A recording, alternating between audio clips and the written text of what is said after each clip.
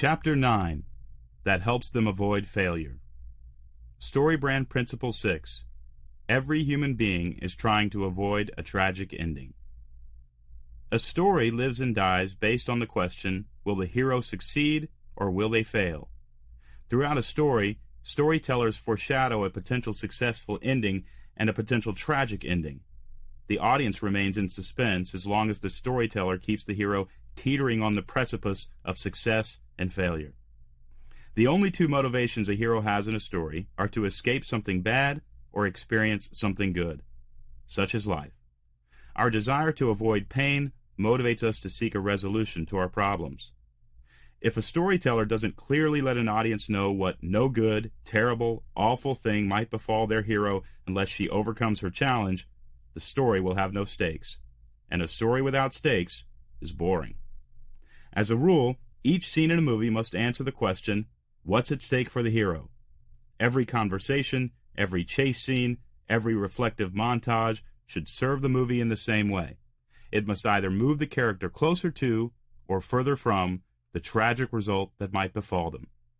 We kept turning the pages of Charlotte Bronte's Jane Eyre to find out the dark secret Edward Rochester had been hiding. We sat on the edge of our seats in Jaws because we knew the citizens of Amity Island might be killed by the shark if Chief Martin Brody didn't do something. Imagine a story in which nothing bad could befall the hero. Imagine a love story in which everything went well for the couple straight through the beautiful and tension-free wedding. Imagine an action movie in which the bomb the hero had to destroy was actually a dud and nobody was in danger. Would an audience care? Brands that don't warn their customers about what would happen if they don't buy their products fail to answer the so what question every customer is secretly asking. Where's the mayhem? Allstate Insurance's long-running Mayhem campaign features actor Dean Winters humorously portraying everything from raccoons in the attic to a raging fire started by a barbecue grill at a tailgate party. The idea was to humorously remind people why they needed insurance. Mayhem is always contrasted against the peaceful stability of Allstate, which asks the question, are you in good hands? In 2015, Allstate, along with the advertising agency Leo Burnett, took the campaign to a higher level. During the Sugar Bowl on New Year's Eve, Allstate launched a campaign called Project Share Aware. The idea was to make people aware that sharing their whereabouts on social media might tip off criminals about when to burglarize their homes. To announce the project, Allstate found a real couple and led them to believe they'd won a prize. They visited Chapter 10 and ends in a success. StoryBrand Principle 7. Never assume people understand how your brand can change their lives. Tell them. Years ago, a friend gave me the best leadership advice I've ever received. He said, Don, always remember, people want to be taken somewhere. I found that advice applies to my family, my team, the books I write, and the speeches I give, and it certainly applies to our marketing. Where is your brand taking people? Are you taking them to financial security? To the day when they'll move into their dream home? To a fun weekend with friends? Without knowing it, every potential customer we meet is asking us where we can take them. Ronald Reagan envisioned America as a shining city on a hill. Bill Clinton promised to build a bridge to the 21st century. Casting a clear, aspirational vision has always served a presidential candidate. By foreshadowing a potential successful ending to a story, or, as Stu Friedman at the Wortman School puts it, defining a compelling image of an achievable future, leaders captivate the imaginations of their audiences. Successful brands, like successful leaders, make it clear what life will look like if somebody engages their products or services. Nike promised to bring inspiration and innovation to every athlete. Likewise, Starbucks offered to inspire and nurture their customers one cup at a time. For years, Men's Wearhouse promised, you'll like the way you look, and they even guaranteed it. Without a vision, the people perish, and so do brands. In the final and most important element of the StoryBrand framework, we're going to offer our customers what they want most, a happy ending to their story. The ending should be specific and clear. One of the problems we run into with StoryBrand clients is the vision they paint for their customers' future is too fuzzy. Nobody gets excited about a muddled vision. Stories aren't vague. They are defined. They are about specific things happening to specific people. Otherwise, they are not stories. They're just lofty notions. Harrison Ford had to defeat the terrorists on Air Force One to return to a peaceful White House. Aaron Brockovich had to win the final verdict against Pacific Gas and Electric so the citizens of Hinckley, California could know justice. In a good story, the resolution must be clearly defined so the audience knows exactly what to hope for. Being specific matters. Kennedy would have bored the world had he cast a vision for a highly competitive and productive space program. Instead, he defined the ambition specifically and as such inspired a nation. We are going to put a man on the moon. Before and after. Chapter 11. People want your brand to participate in their transformation. Even though you've filled out all 7 parts of your StoryBrand brand script, you've likely noticed there's one left. The final section serves as the foundation for the overall brand script and will help you create a guiding focus for your brand. In fact, we've only danced around the greatest single motivation your customer has. This single motivator is the driving force behind nearly every decision we make as human beings. Whether we're buying lawn furniture or choosing a mate, we can't escape it. I'm talking about the human desire to transform. Everybody wants to change.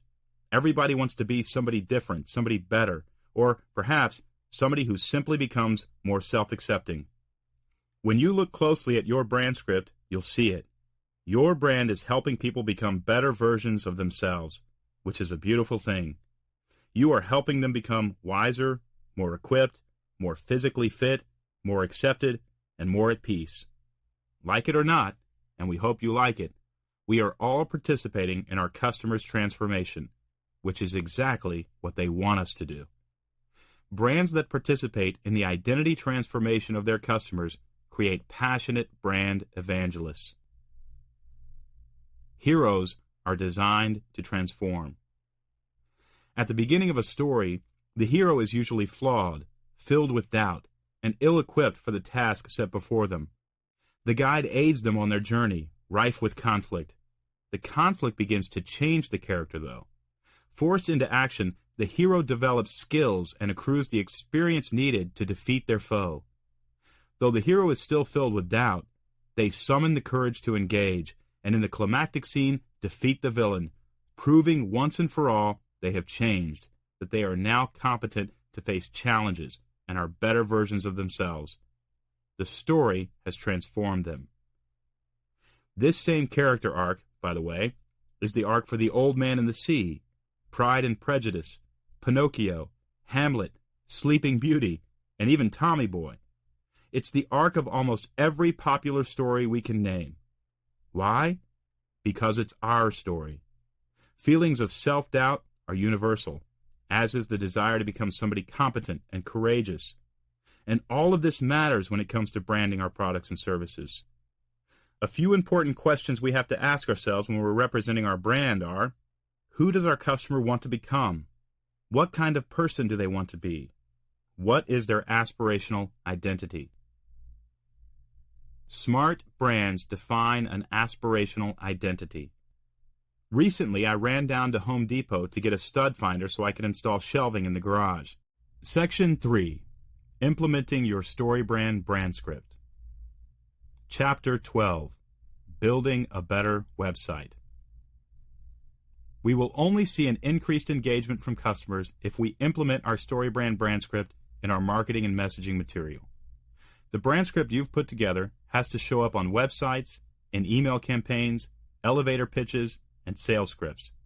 You must edit existing marketing materials and create new and better materials.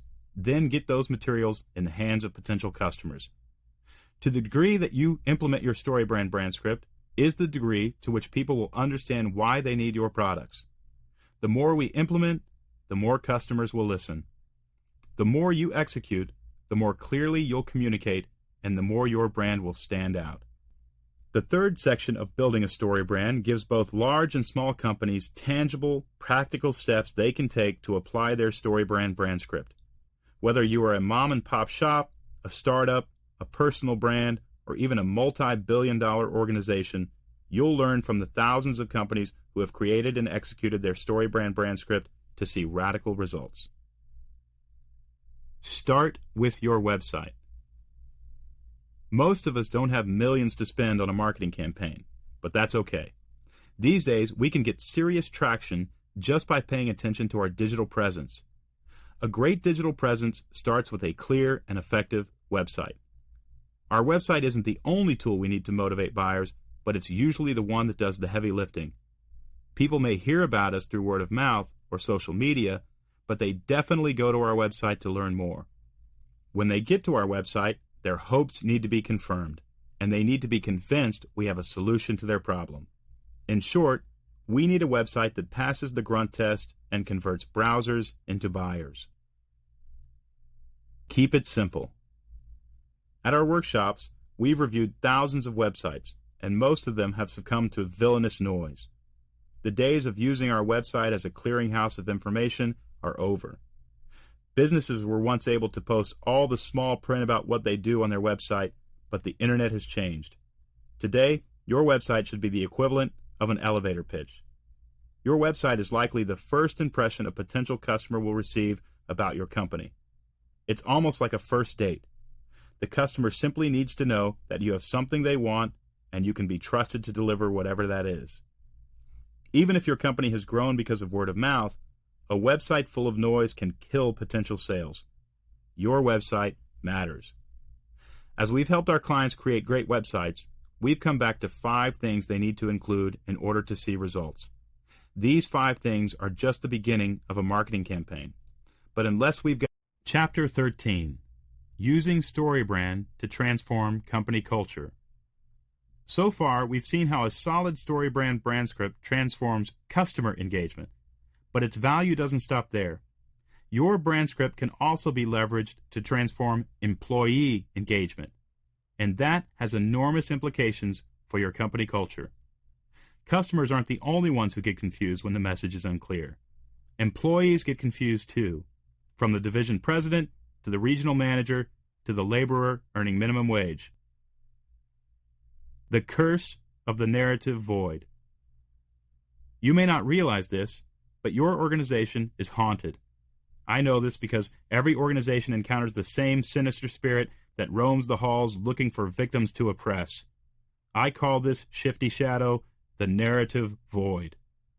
The narrative void is a vacant space that occurs inside the organization when there's no story to keep everyone aligned. In extreme cases, the narrative void can take up residence in the very center of the organization, splintering it into factions of disconnected efforts that never quite come together as a unified mission. For years, companies have attempted to exorcise the narrative void using the most sacred document available, the mission statement.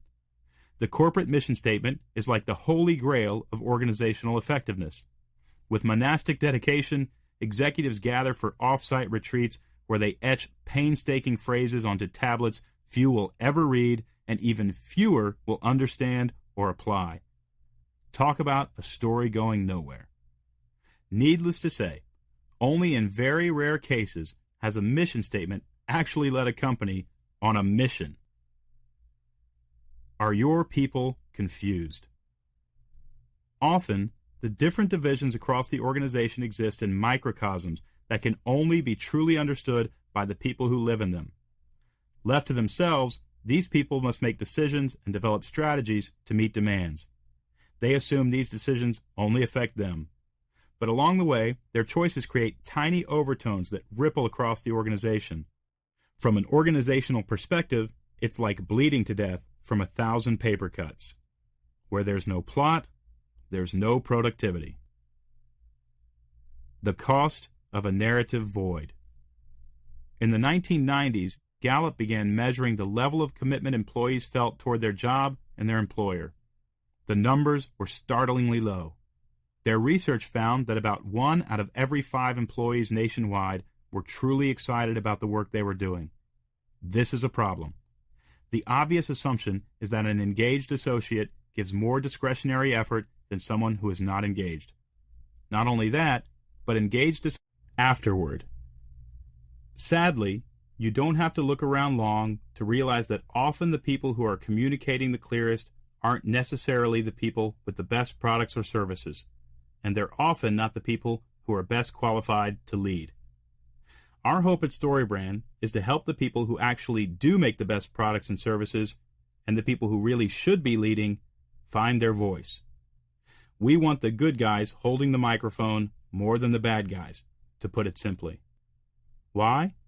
Because if hardworking people like you invite their customers into a story that makes their lives better, the world itself will become a better place. Business is one of the most powerful forces in the world for good. With our businesses, we provide jobs, a 9-to-5 community for our teams, meaningful work for terrific people, and most importantly, products and services that solve our customers' problems. There's a popular notion amongst cynics and politicians these days that says business is bad, that corporations are ruining the world. I suppose there are some bad eggs out there, but I've not met them. The clients we work with just want to improve their customers' lives, and I'm grateful to help them do so. Getting up every day to grow your company is difficult work. I know how it feels to lose sleep wondering how you are going to make the bottom line so you don't have to let anybody go. The StoryBrand framework was created to reduce this stress. It was created so you would be heard in the marketplace, grow your business, and transform your customers' lives. I'm grateful for the work you are doing. Your work is important. It's true. If you confuse, you'll lose. But if you clarify your message, customers will listen. Here's to helping the good guys win. Because in a good story, they always do. To hire a StoryBrand certified guide to help you execute your StoryBrand marketing roadmap, visit www.clarifyyourmessage.com. Our directory can help you find a StoryBrand certified guide, a marketing coach, StoryBrand certified copywriter, web designer, videographer, printer, or even a complete design agency. Stop wasting money on marketing that doesn't work. Hire somebody who knows how to craft a clear message. StoryBrand does not take a percentage of sales from any of our certified agents. You've been listening to Building a StoryBrand. Text copyright 2017 by Donald Miller. Production copyright 2017 by Thomas Nelson. No portion of this recording may be reproduced without the prior written consent of the publisher.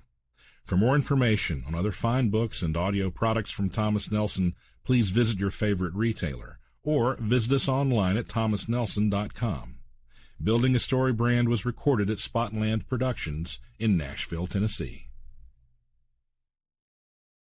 The StoryBrand Marketing Roadmap. 5 almost free things you can do to implement the StoryBrand framework and grow your business. So where do we go from here? Now that we have a StoryBrand brand script, how can we use these powerful messages so they have the greatest possible impact on our bottom line? The StoryBrand Marketing Roadmap is your hassle-free, getting started guide to implementing what you've accomplished in creating your brand script.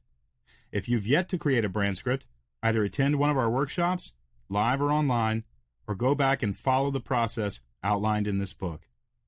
Once your StoryBrand brand script is created, you'll likely want to refine your website. We consider this the first and most important step you can take to grow your business, and that's why we separated that step into a previous chapter.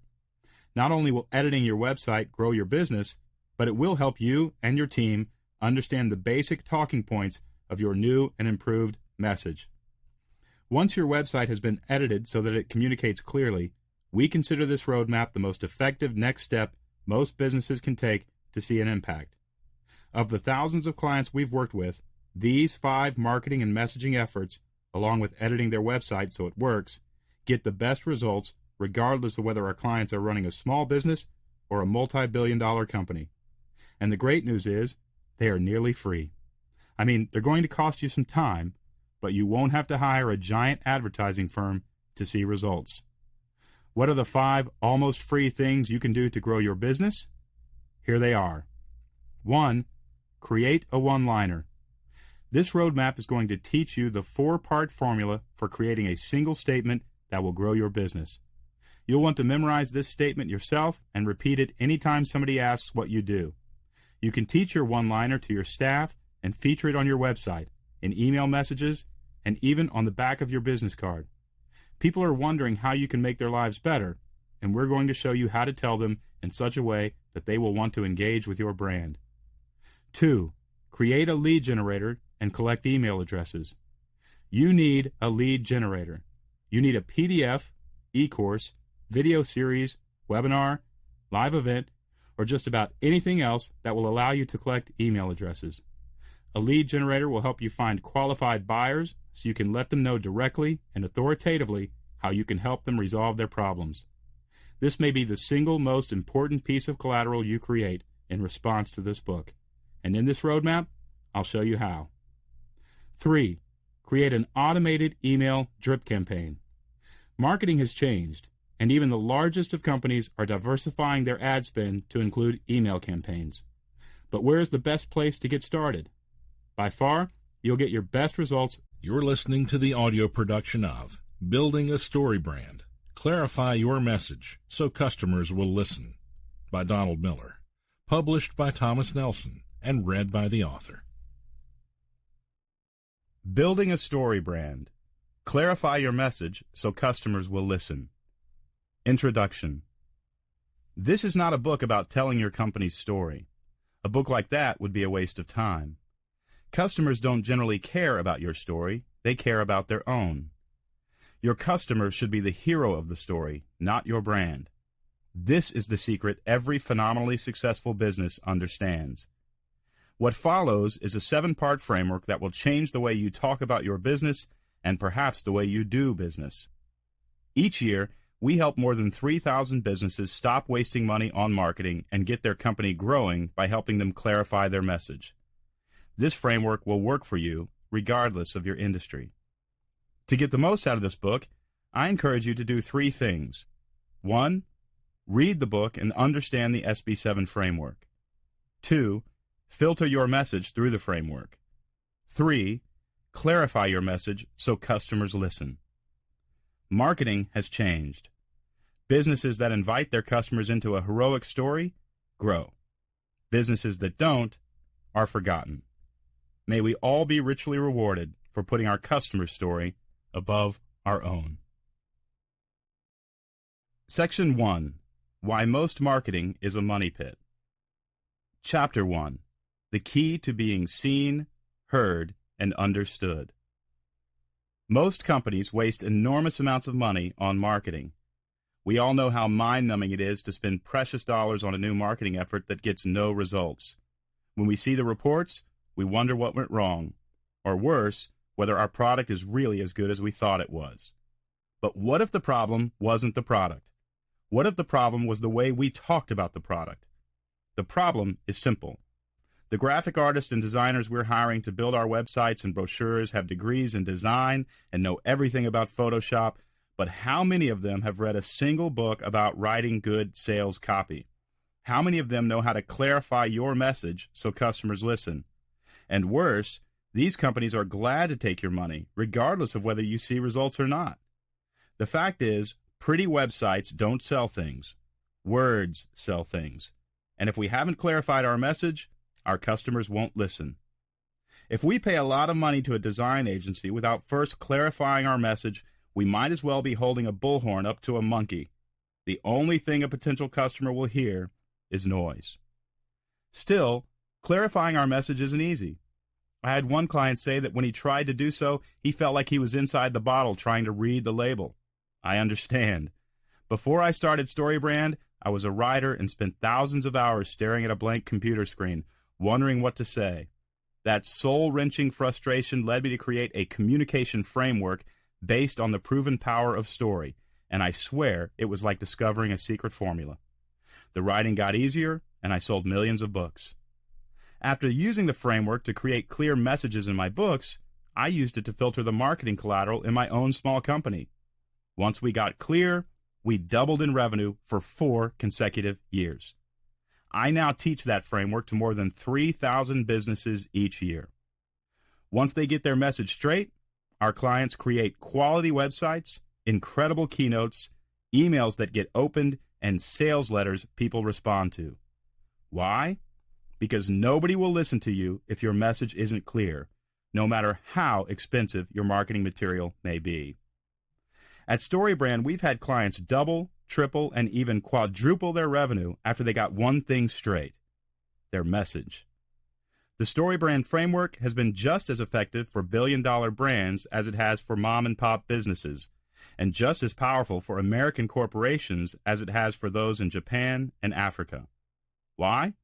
Because the human brain, no matter what region of the world it comes from, is drawn toward clarity and away from confusion. The reality is, we aren't just in a race. Chapter 2, The Secret Weapon That Will Grow Your Business. To help you grow your company, I'm going to guide you in simplifying your message into sound bites that come from 7 categories. Once you have these 7 messages down, any anxiety you experience talking about your brand will subside, and customers will be more attracted to what you offer. We're going to figure out your customer story and place ourselves right smack in the middle of it. Story is atomic. It is perpetual energy and can power a city. Story is the one thing that can hold a human being's attention for hours. Nobody can look away from a good story. In fact, neuroscientists claim the average human being spends more than 30% of their time daydreaming, unless they're reading, listening to, or watching a story unfold. Why? Because when we are engaged in a story, the story does the daydreaming for us. Story is the greatest weapon we have to combat noise because it organizes information in such a way that people are compelled to listen. Story makes music out of noise. Living in Nashville, I've learned quite a bit about the difference between music and noise. Nearly half our friends here are musicians. I'm always amazed at their talent. Hardly a dinner goes by without somebody grabbing a guitar. I could summarize what I've learned about the difference between music and noise by saying, my friends make music and I make noise. But there's actually some complicated science involved. Technically speaking, music and noise are similar. Both are created by traveling sound waves that rattle our eardrums. Music, however, is noise that has been submitted to certain rules that allow the brain to engage on a different level. If I played you a recording of a dump truck backing up, birds chirping, and children laughing, you'd not remember those sounds the next day. But if I played you a Beatles song, you'd likely be humming it for a week. There is an obvious difference between a well-choreographed piece of music and the sound of a cat chasing a rat through a wind chime factory, which is the equivalent of the average corporate website, keynote speech, or elevator pitch. The brain remembers music and forgets about noise, just like the brain remembers some brands and forgets about others. Story is similar to music. A good story takes a series of random events and distills them into the essence of what really matters. There's a reason the final cut of a movie is called a final cut. Prior to the theatrical version, a film has gone through rounds upon rounds of edits, omissions, revisions, and deletions. Sometimes entire characters end up on the cutting room floor. Why? Because storytellers have filters to cut out the noise. If a character or scene doesn't serve the plot, it has to go. When clients want to add a bunch of confusion to their marketing, Chapter 3, The Simple SB7 Framework. In the next section of this book, I'll dive deep into the elements of the SB7 framework, showing you how each important category of messaging makes your brand inviting to customers. For now, though, let's fly over the framework so you can understand, in summary form, all that it can do to simplify your marketing and messaging. The StoryBrand Framework. 1. A character. StoryBrand Principle 1. The customer is the hero, not your brand. A major paradigm shift in the SB7 framework is that the customer is the hero of the story, not your brand. When we position our customer as the hero and ourselves as the guide, we will be recognized as a trusted resource to help them overcome their challenges. Positioning the customer as the hero in the story is more than just good manners. It's also good business. Communication expert Nancy Duarte has done extensive research on how to create powerful presentations. The strategy she recommends to her clients is simple. When giving a speech, position yourself as Yoda and your audience as Luke Skywalker. It's a small but powerful shift that honors the journey of the audience and positions us as a leader providing wisdom, products, and services our audience needs in order to survive. Once we identify who our customer is, we have to ask ourselves what they want as it relates to our brand. The catalyst for any story is that the hero wants something.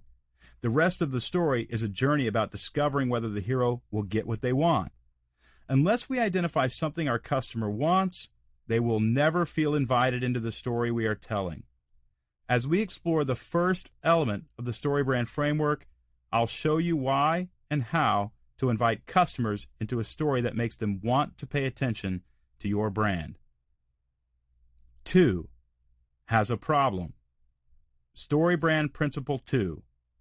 Companies tend to sell solutions to external problems, but customers buy solutions to internal problems.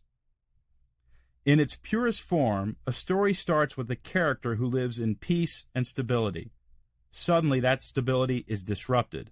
A bomb goes off, someone is kidnapped, or a disaster strikes. The hero then sets out on a journey to return to the peaceful life they once enjoyed. Customers are attracted to us for the same reason heroes are pulled into stories. They want to solve a problem that has, in big or small ways, disrupted their peaceful life. If we sell lawn care products, they're coming to us because they're embarrassed about their lawn, or they simply don't have time to do the work. Section 2. Building your story brand. When you are confused, create a StoryBrand brand script. Chapter 4. A character. StoryBrand Principle 1. The customer is the hero, not your brand. A story doesn't really pick up until the hero needs to disarm a bomb, win someone's heart, defeat a villain, or fight for their emotional or physical survival. A story starts with a hero who wants something. And then the question becomes, will the hero get what she wants? Before knowing what the hero wants, the audience has little interest in her fate.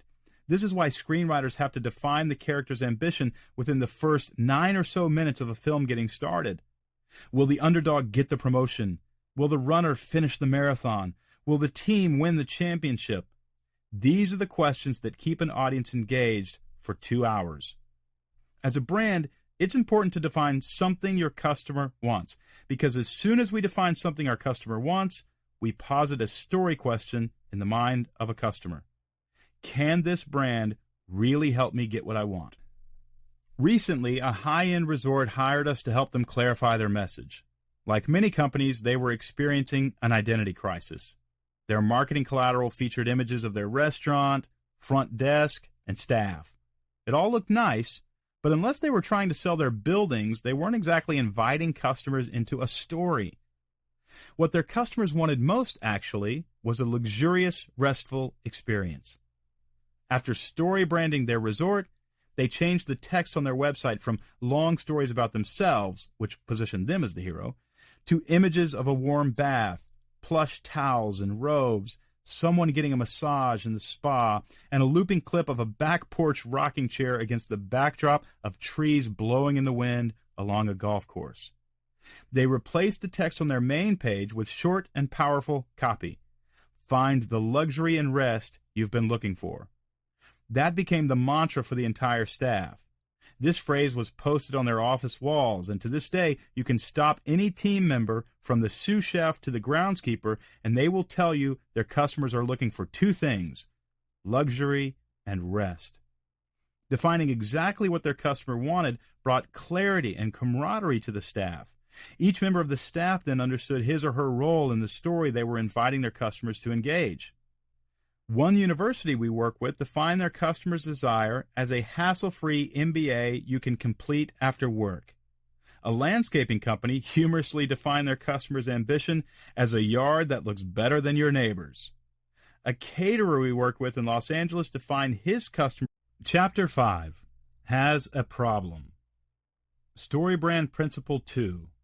Companies tend to sell solutions to external problems, but customers buy solutions to internal problems. Now that you've entered into your customer's story, how do you increase their interest in your brand? You borrow another play from the storyteller's playbook. You start talking about the problems your customers face. Identifying our customers' problems deepens their interest in the story we are telling. Every story is about somebody who is trying to solve a problem. So when we identify our customers' problems, they recognize us as the brand that understands them. The problem is the hook of a story. And if we don't identify our customers' problems, the story we are telling will fall flat. As soon as the conflict in a story is resolved, audiences stop paying attention. As the novelist James Scott Bell says, readers want to fret. It's true in story, and it's true in branding.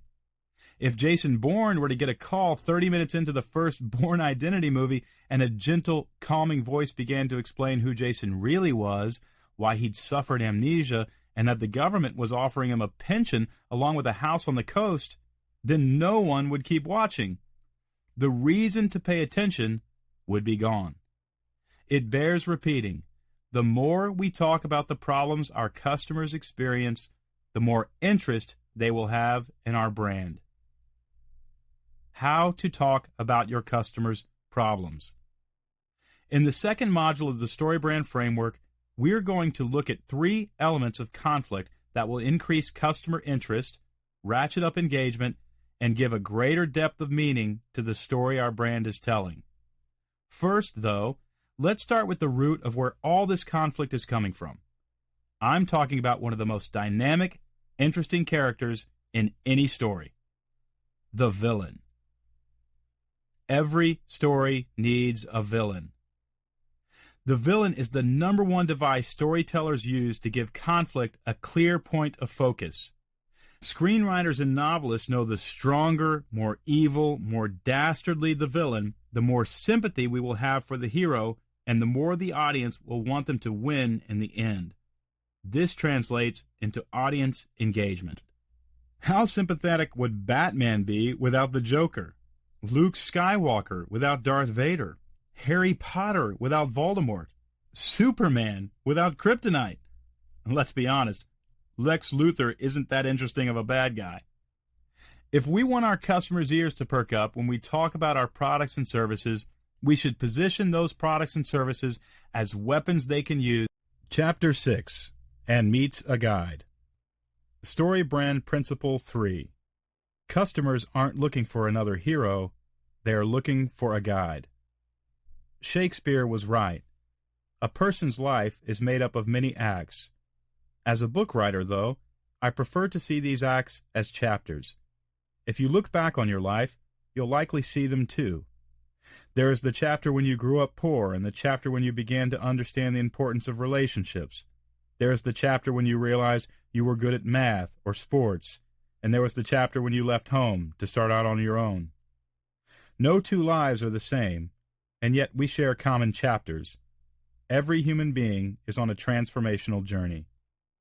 It's easy to recognize these chapters by their events, or what writer and story scholar James Scott Bell calls doorways of no return. This might have been our parents' divorce, our first crush, a rejection from somebody we loved, or having absolutely nailed the moonwalk when the crowd gathered around us at the junior high dance. In stories, events mark the beginnings and endings of our chapters. But if we look closer, we will see something else, or, more accurately, somebody else. The events that define our chapters are often instigated or interpreted by mystical characters that help us along the way. In a story, there are many names for these characters, but I choose to call them guides. In his book, The 7 Basic Plots, Christopher Booker describes the introduction of the guide into the story this way.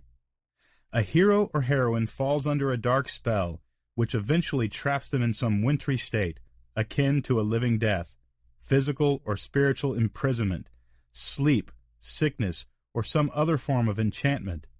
For a long time they languish in this frozen condition, Then, a miraculous act of redemption takes place, focused on a particular figure who helps to liberate the hero or heroine from imprisonment. From the depths of darkness, they are brought up into the glorious light. Every hero is looking for a guide. When I talk about a guide, I'm talking about our mother and father when they sat us down to talk about integrity, or a football coach who helped us understand the importance of working hard and believing we could accomplish more than we ever thought possible. Guides might include the authors of poems we've read, leaders who move the world into new territory, therapists who helped us make sense of our problems, and yes, even brands that offered us encouragement and tools to help us overcome a challenge. If a hero solves her own problem in a story, the audience will tune out. Why? Because we intuitively know if she could solve her own problem, she wouldn't have gotten into trouble. Chapter 7. Who gives them a plan? StoryBrand Principle 4. Customers trust a guide who has a plan. At this point in our customer's journey, we've identified something they want, which got the story started. Then we defined their problems, which created intrigue as to whether we can help them overcome their challenges. Then we introduced ourselves as the guide by expressing empathy and demonstrating authority, which established trust. And yet, even with all this, the customer isn't going to place an order. There's something missing. If we've positioned ourselves as the guide, our customers are already in a relationship with us. But making a purchase isn't a characteristic of a casual relationship. It's a characteristic of a commitment. When a customer places an order, they are essentially saying, I believe you can help me solve my problem, and I believe it so much I'm willing to put skin in the game. I'm willing to part with my hard-earned dollars. Commitments are risky for our customers because as soon as they make a commitment, they can lose something.